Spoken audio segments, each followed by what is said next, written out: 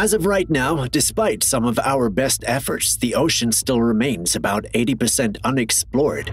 But to make things even harder for scientists, and the 20% of it that has been explored, there have been countless strange discoveries that seem to be impossible to explain. Today, we are going to be taking a look at 5 underwater discoveries that cannot be explained.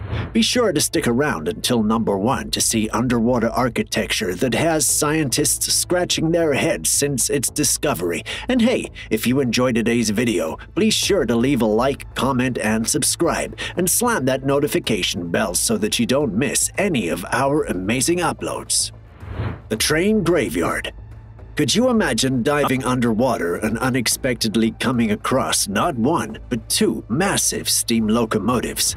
That's exactly what happened in 1985 just off the coast of Long Branch, New Jersey. Paul Hepler, a scuba diver, was mapping the ocean floor using a tool known as a magnetometer, and out of nowhere, he got hit with 2 giant signals. This puzzled Paul at first, so he knew that he had to check it out. There had been no reports or signs of shipwrecks in that area, so he honestly had no idea what he'd be coming across. What he found, sitting at about 90 feet underwater, were 2 trains resting upright on the ocean floor.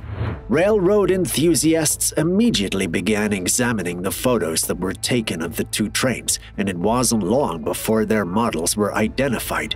It turns out that the trains are a rare model known as the 222T class. This is a train that is typically used in train yards, which had people puzzled as to why they were sitting on the bottom of the sea, especially since there'd be no record of the 2 trains being lost at sea, especially in that area.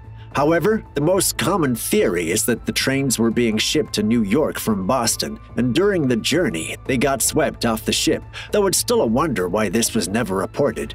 There have been no efforts made to salvage the trains, so as of now, you can still find them sitting at about 90 feet under the surface. And though they are covered in multiple layers of marine plants, they are still very easy to recognize.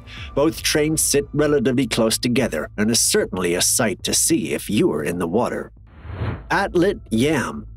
Off the coast of Israel is a site that has become really interesting to divers and archaeologists alike. Submerged underneath 10 meters of water lies an ancient Neolithic village that is said to have been around for more than 8,500 years. The village, which has been named Atlet Yam, spans about 10 acres and has been an archaeological goldmine for many who have ventured down into the depths. Many of the findings have been very intriguing to scientists, such as multiple megaliths that scientists believe to have been used during some sort of water ritual. The megalith is a structure or monument that has been created out of a large stone during prehistoric times, and these megaliths have markings that appear to be carved for cups and arranged specifically around several places that are believed to be freshwater springs. Some of the discoveries also included multiple sets of bones from men, women, and children, some of which were discovered inside homes, while others were found in what are presumed to be mass burial sites. What's really interesting about these skeletons is that in 2008, the body of a woman and a child were found that showed signs of the earliest cases of tuberculosis, at least that we know of. The discovery of this site was made in 1984, and in 1987 an excavation was set up by the University of Haifa, who discovered that many of the plant remains found in the area belonged to wild grapes and caraway seed. There were also signs that the Neolithic villagers had a system for storing food and grain that they harvested at the time. Baltic Sea Anomaly.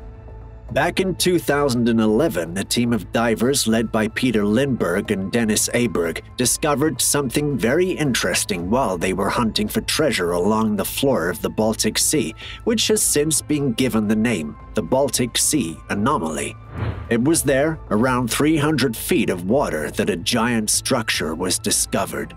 To this day, no one knows exactly what the structure is or where it came from. But considering the shape of the object, many speculated to be some sort of UFO or spaceship, and though that might be just speculation, it had apparently been reported that in the space directly above the location that the anomaly can be found, all electrical equipment seems to break, including satellites and cell phones.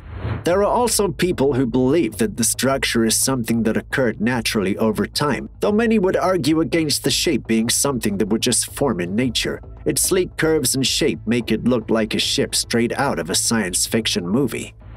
Bimini Road. Let's head over to the coast of North Bimini because in September of 1982, 3 divers made a really cool discovery that's left scientists and geologists speculating on what it could be.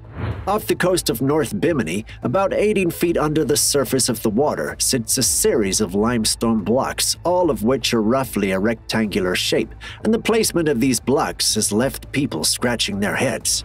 What has since been named the Bimini Road has had people arguing on whether or not the structure was something man-made or natural since it was discovered. While many geologists and archaeologists believe that the Bimini Road consists of beach rocks that have been naturally formed together.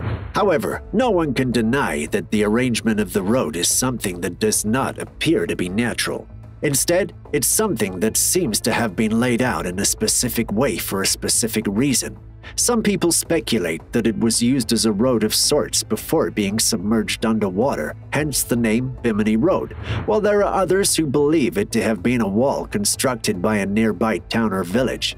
There was even a man named Carl H. Holm, the former president of Global Oceanic, who claimed that there was little doubt that the stone had been cut by people to fit together.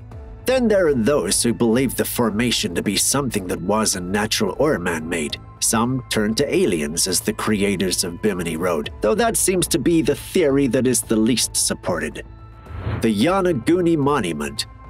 Often being referred to as Japan's lost city of Atlantis, the Yananguni Monument was discovered in 1985. It was discovered off the southern shores of the island of Yananguni, where a diver in the area noticed some strange structures in the water. As he approached them, he had realized that he might have just discovered a lost civilization that no one had known about beforehand. This would turn out to be a discovery that a lot of divers would list as the most amazing underwater discovery of all time. This large stone structure immediately began sparking debate amongst scientists as to whether or not it was artificial or a natural structure, with a lot of people believing that the stone appears to be cut by man in some portions. One of the most common theories out there is that it was a structure created by an advanced civilization that would have dated back at least 6,000 years ago or more. It is believed that the structure is a pyramid of sorts that was carved out of a natural rock formation. Many have attempted to make their ideas of what a map of the pyramid or structure would look like, though it all remains speculation. There also appears to be carvings of animals cut into the monument, only further solidifying that it had to be a man-made structure that is believed to have been built at some point before or during the last ice age. That would be before 10,000 BC, and during that time, the sea level was far lower than that of today, giving any ancient civilization prime real estate to work with. Wow, I mean, can you imagine what it would feel like to be diving into the depths of the ocean and then coming across one of these amazing mysteries? I think stumbling upon a lost underwater city would make me feel like a true explorer. But what do you guys think? What was your favorite underwater discovery in today's video? Be sure to let us know in the comments below, and don't forget to hit that subscribe button to stay up to date with all our uploads. See you next time.